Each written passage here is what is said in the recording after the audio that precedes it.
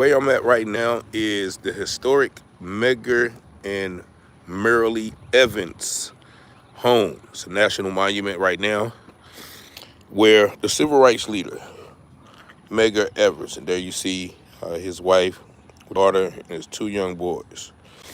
This is the place where Medgar Evers was assassinated, and I think he was assassinated in 1963.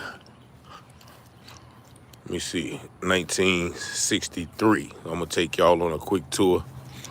Yeah, so he was born July the 2nd, 1925, and assassinated June the 12th, 1963. And so this is the home in which he lived in. And Medgar Evers, he was the NAACP field secretary for Jackson. He was also, a lot of other things. But this right here is part of his actual defense mechanism because a lot of people want to assassinate him. So his wife put rose bushes right here, to kind of protect anyone from getting too close to the home. They also put a lot of bells around the house so they can hear people moving and stuff like that. But this right here, this is the place. I feel like I'm standing on sacred or hallowed ground, as they say. This is the place right here where Medgar Evers, took that assassin's bullet. It was said that normally he would get out of the car on the left side, on the passenger side, and the reason why he would do that was because he would have quick access to get into the house right there.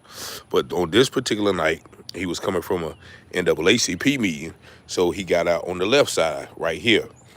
And when he got on the left side, the assassin was reported to be somewhere within that cut right over there. They said it was a boy riding a bicycle like the next day and found a lot of candy wrappers and cigarette butts over there. So he had probably been camping out for a long time. But he was shot and he attempted to crawl up there with his wife and kids. His neighbor, Mr. Wells, right here, his neighbor, because both of them were ex-military men, right? So they had a pact. Like if you ever hear something strange or you ever hear something funny, let off a warning shot. So after the assassin shot from over there, Mr. Wells shot from over there. And that caused the assassin to drop his gun. He left a fingerprint on it. He did end up getting caught, but it was like a sham of a trial. And,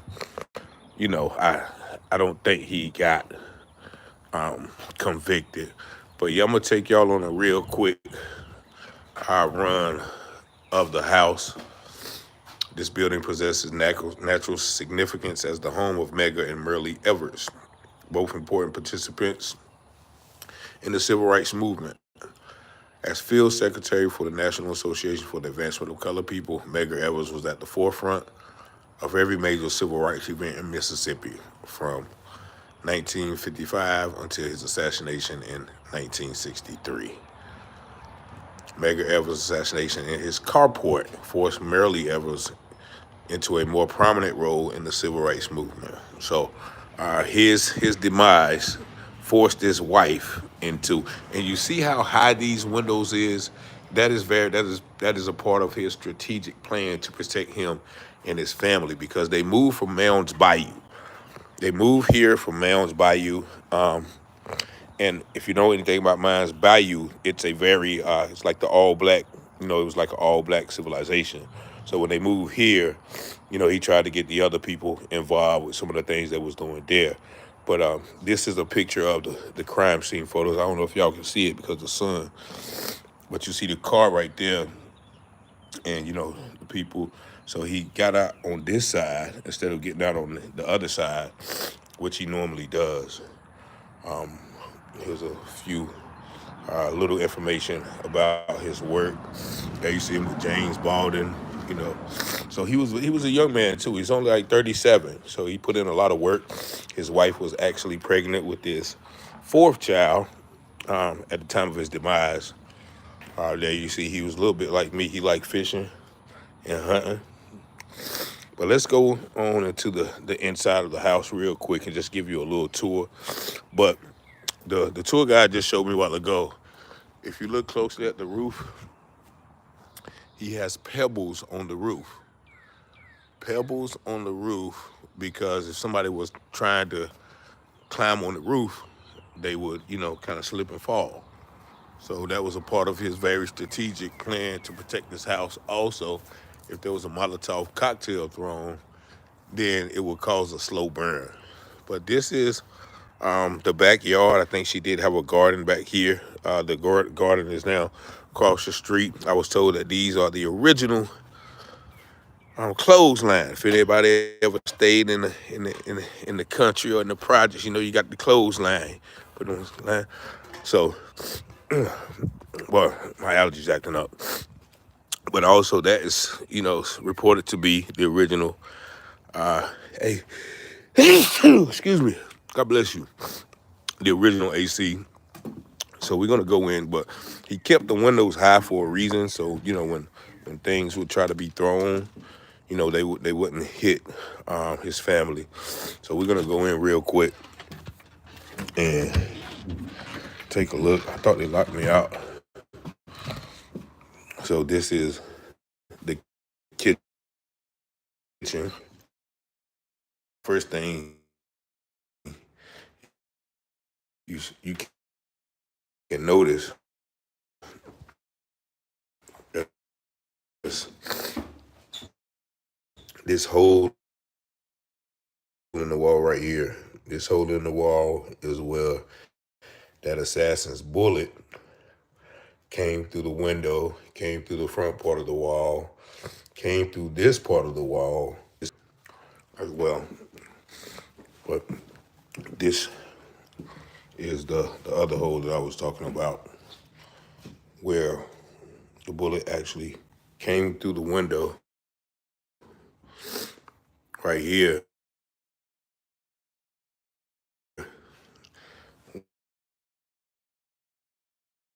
went through this part of the home, and then exited the other side of the wall into the refrigerator and on the counter. But this is also in the actual photo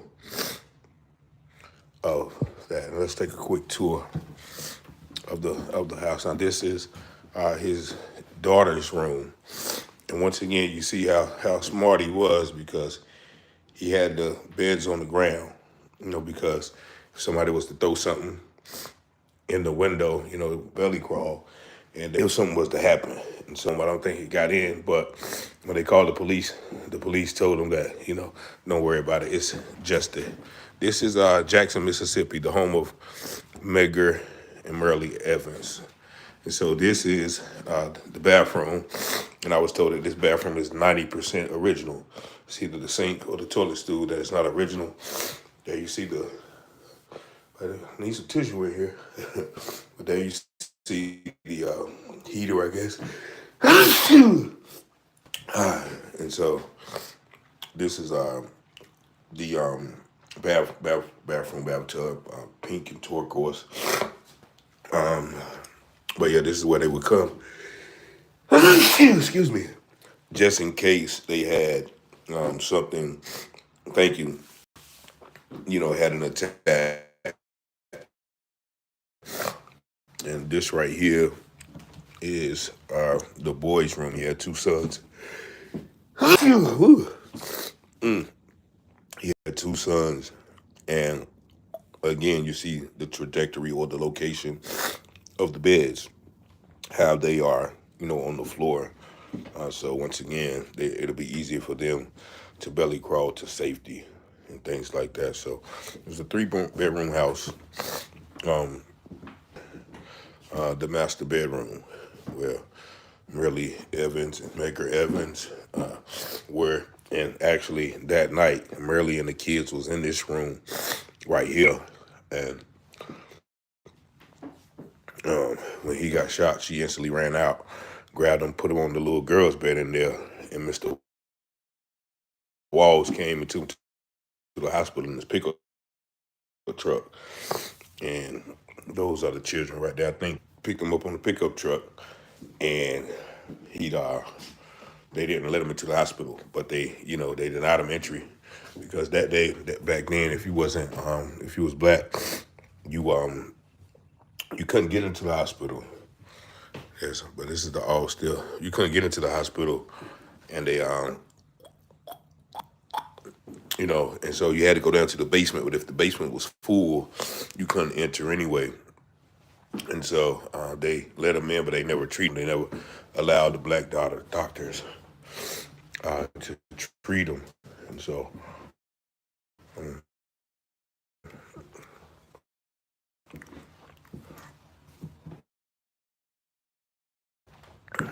so this is a living room, dining room area.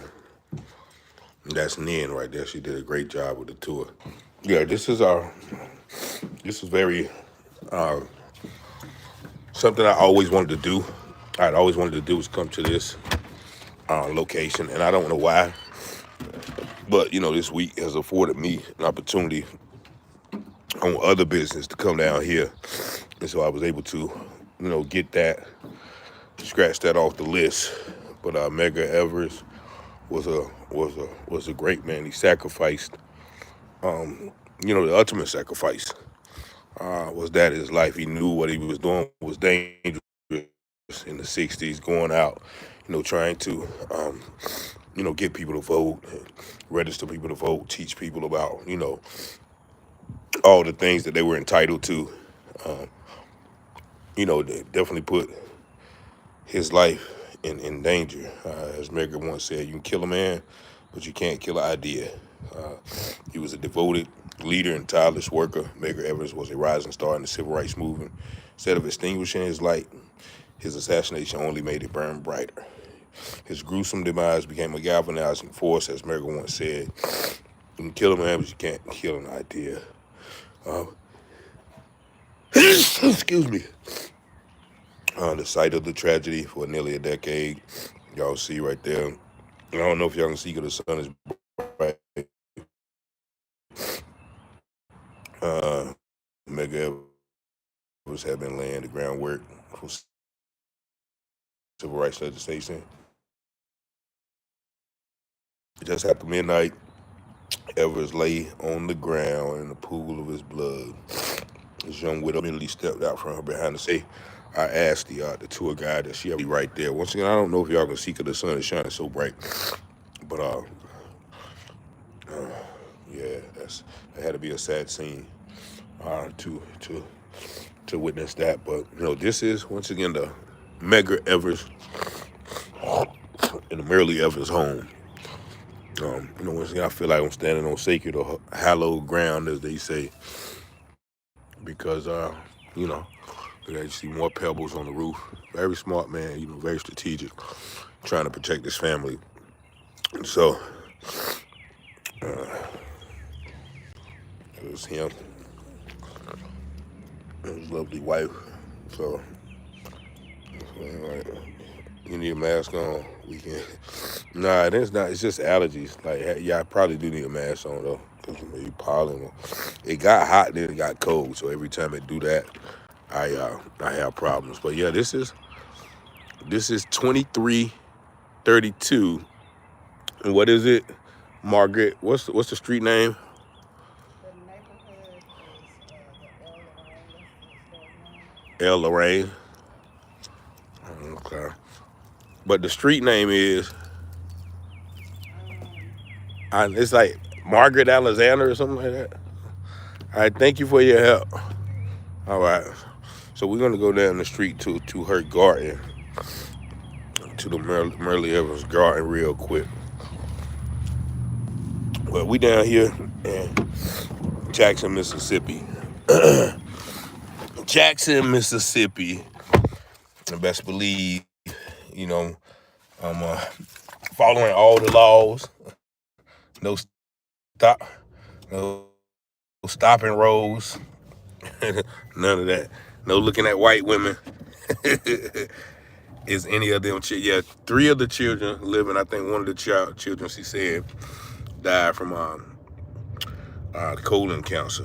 One of the boys. So she was pregnant with his fourth child when he passed, and so he had always told her, "I'm gonna marry you, and you we're gonna have my 4 children, and we're gonna build a home and a life together. Which that dream was coming through until some white supremacists and the government basically, because he was just a patsy, wiped that out. And it's funny to me that they buried him in Arlington National. It's a place for um, heroes and stuff like that. So it's funny how they can take his life just like many others, just like more. They can take his life and then um, y'all let me know. But yeah, this is the garden. I don't think she got nothing blooming right now. But this is the National Park Garden, the Merle Evers Park Garden. Excuse me. But yeah, she's this is a she was very much in the gardening and things like that. So I don't know what they got growing right now. But this